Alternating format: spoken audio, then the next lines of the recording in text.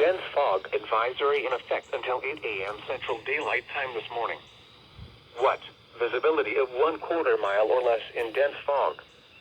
Where? Portions of central, east central, northeast, northwest, and west central Alabama.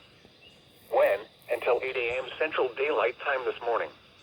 Impacts: hazardous driving conditions due to low visibility.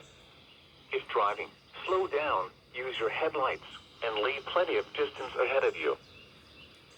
Dense fog advisory now in effect until 9 a.m. Central Daylight Time this morning.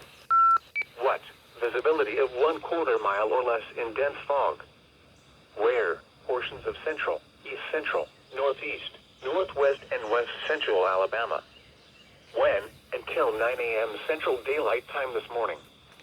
Impacts: hazardous driving conditions due to low visibility. If driving, slow down, use your headlights, and leave plenty of distance ahead of you. Here is your National Weather Service forecast for the